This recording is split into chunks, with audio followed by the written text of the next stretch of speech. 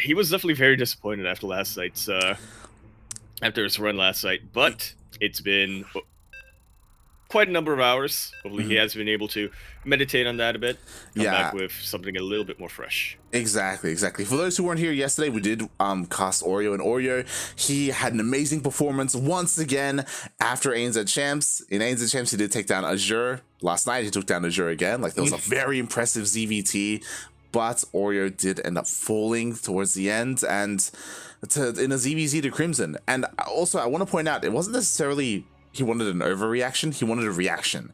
If you recall what he was referring to, one of the things he was referring to, he actually went for a Spire, it got scouted, and then he canceled the Spire. Yeah.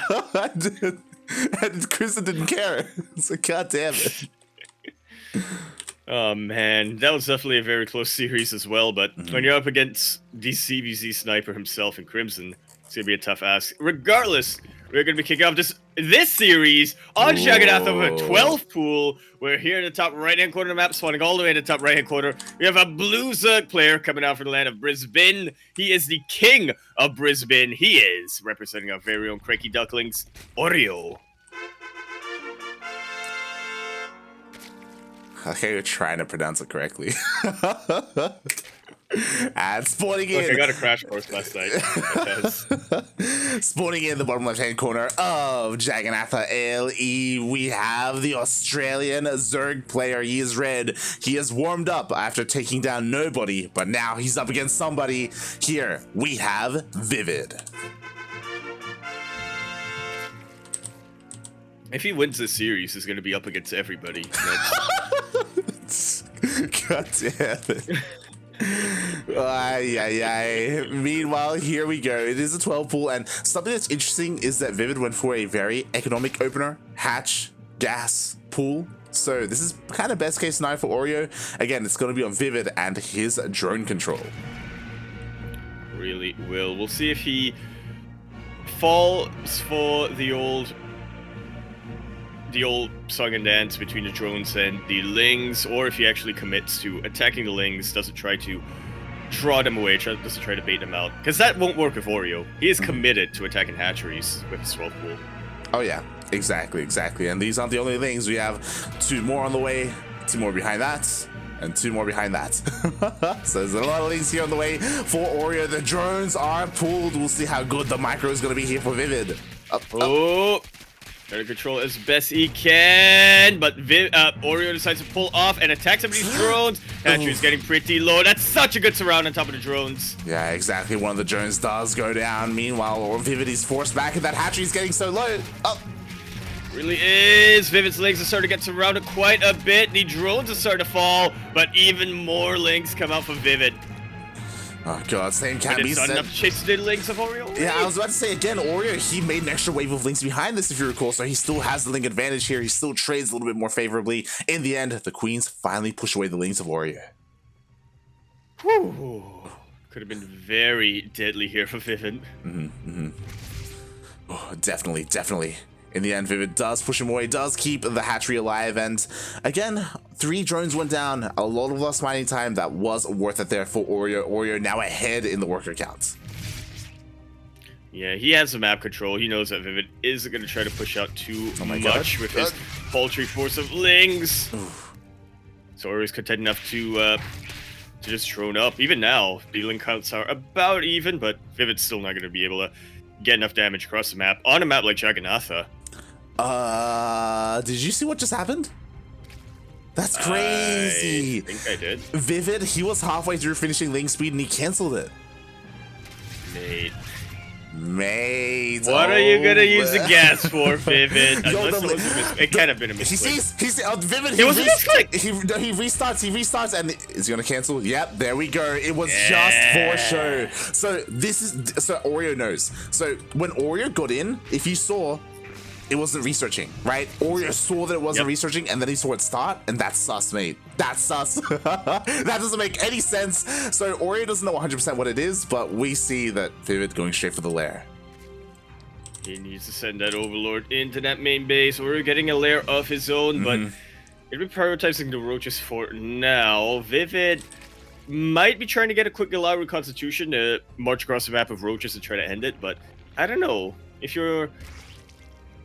I don't know. I feel like that would be too expected here for Vivid. I mean, Vivid, he's taking the rest of his gases. It could still be Roach dedication, right? We haven't seen him take the 4th. I'd be so surprised if he tried to pull off 2-base Muta. It's within the realm of possibility for Vivid, to be fair. We'll see. He does have his wall up. He still hasn't started any of his upgrades. The opportunity right now. Boom. There's the Spire. Oh my god. So again, Oreo is kind of in the dark. He's semi in the dark. He knows that something is up. He knows that something's being hidden, and Oreo is the one who's looking to go for a roach push. Yeah, and honestly, it can work out for him very, very well on Jagannatha. Should be able to hit across the map of all his roaches before Vivid can really get a deadly amount of Mutalisk, but now that Oreo sees, he's gonna have even more time to prepare. Yeah, he sees, he knows, immediately he throws down a Nidus. He is going to end the game before the Spire finishes. What's going to go across the map? Roaches, queens, drones, anything and everything. Meanwhile, Vivid himself is also going to scout, and he sees the Nidus. Super important. A little bit of a battle right now of aerial control. At least when it comes to the Overlords in the case of Oreo. Mate. Can't always try to get Nidus up with some Link Vision, though. I'm just surprised. Like, Vivid, mate, you need to throw down some spines. Like, he saw the Nidus. He saw how aggressive Oreo's going to be. Like, mate, the mutas are not going to come out. You need more than this. Yeah, he was really hoping to be able to take out the Nidus of these Links, but they are slow Links, they are unupgraded Links, and it's a very tiny amount of them. The Nidus will complete, and Oreo is going to hit with every single unit he produced this game. Exactly. The queens are here, the roaches are here, drones are here to throw down some spores for that extra anti-air. Again, spores are the best anti-air you can have against mutas. And the spores are starting, sorry, the spines are starting for Vivid, but I think it's a little bit too late. Yeah, well, Oreo is taking his time a little bit before pulling the trigger. Oh, Jesus. Oh. Yeah, he has to be careful with how he uses those vials, mate.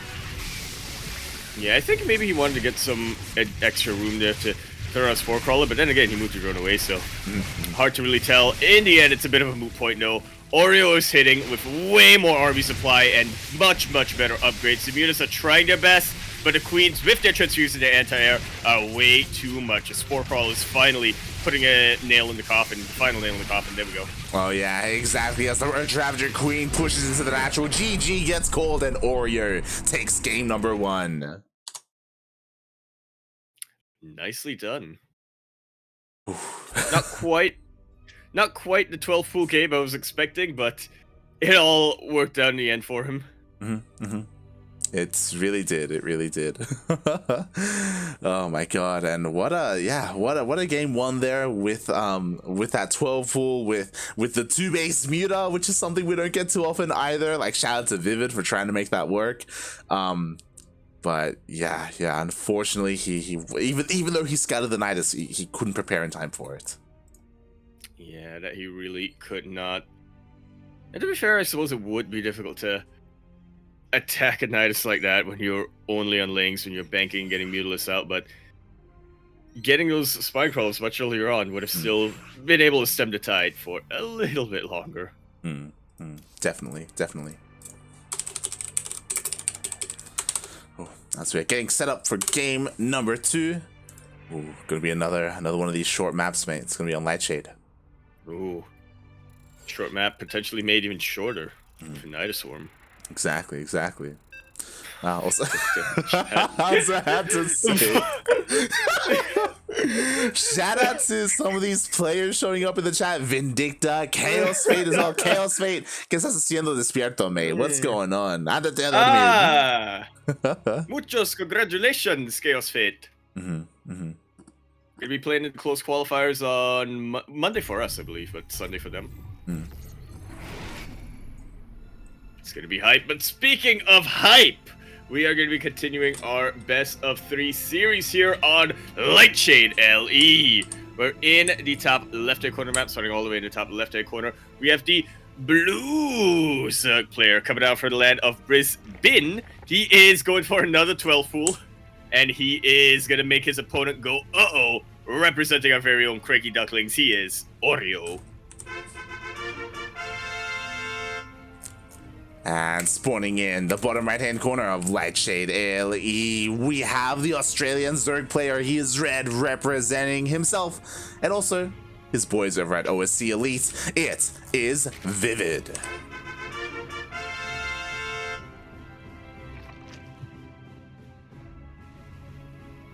I have a feeling this is going to pan out very similarly to the last game. It could be worse, just because, again, Lightshade, the rush distance is much smaller. These Lings are gonna get across the map a little bit faster, and every little bit does count here in the early game.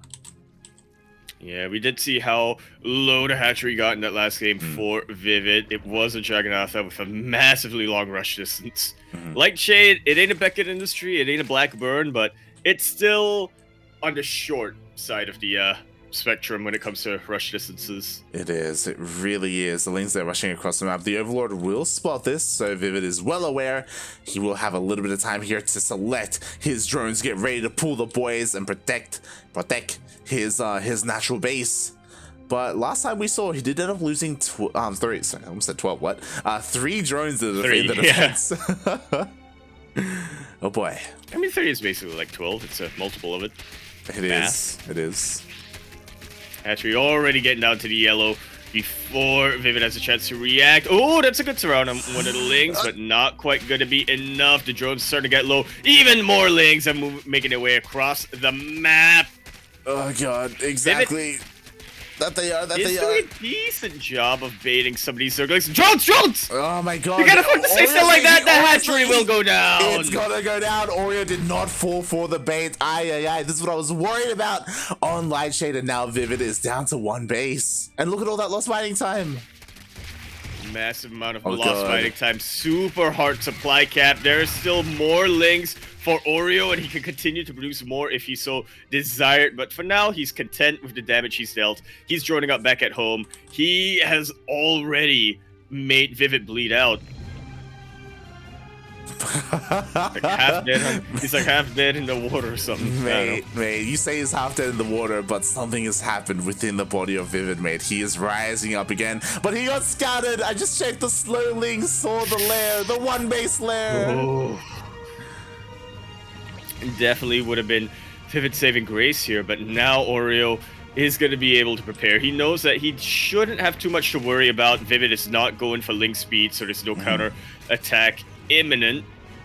He can just drone up, saturate his natural base, and then work on his defense. Yeah, exactly. Right now, as you said, it's all about scouting information, right? Because Oreo, he didn't see whether or not Link speed started. He doesn't know that there's a Roach Horn behind this. Regardless, like, Vivid is in a really rough place. 1 base anything is really difficult to pull off in ZvZ, not impossible. So right now, he's hoping that Oreo is just overly greedy. And right now, Oreo has done nothing but drone up. Yeah, which again he can afford to do for the time being, but he can't afford to continue to do so as the game goes on. Nidus is definitely a way to equalize a little bit, give yourself a little bit more of an advantage when you're the 1 base Zerg player. And actually, I'm looking at the main base right now of Oreo. It's not too much vision. Oh, you say that, but Oreo does reposition his Overlord. He is covering his base just in case there is a Nidus. But I'm still worried because, again, there's still no army units for Oreo. He's being so greedy just droning up. He is waiting for his Roach Warren before he spends his Larva. Like, he doesn't have any Lings at all, only Queens. Mate, and now the Overlord of Vivid has to back away once he realizes that Oreo does have vision around those blind spots. Oreo should suspect something is up. I really like this position of the Nidus Worm. Yeah. And Oreo's only now starting to make roaches. I said now, and it's only 3. It's only 4. It's only 4 in the end, and there are 8 roaches done for Vivid. He's going to be sending his Queens across the map as well. 1 spine is about to finish up, but it's in the main. Oh my god. Can Vivid do it? He's doing it. He's busting through. He honestly should be able to. There's about 2 transfuses available right now for Oreo. He uses 1, and he is stemming the tide as best he can. The transfuses are absolutely on point. Oreo has way more production than Vivid right now. He just needs to buy himself enough time to let that come into play. Exactly, May. Pull the boys, Papi. You don't need them. It's fine. Vivid's on one base. Meanwhile, it looks like enough roaches are coming out. We even have a spine behind this. It's a little bit too far away, but it is coming into play. All the queens of Vivid go down. Yeah, at the very least, it does protect the mineral line a little bit. The roaches coming down from the main base. GG is called, and Oreo takes that series 2-0.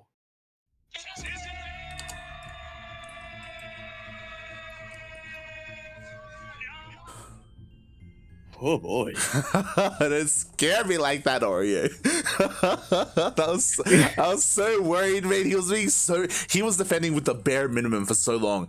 He was so confident in his own macro, in the roaches that were in production, and it was looking scary there for a moment, but we saw that he had enough lava, he had enough roaches on the way, even had that spine that ended up coming down from the main base.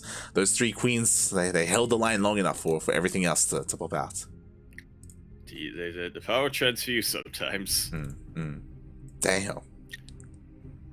Whew.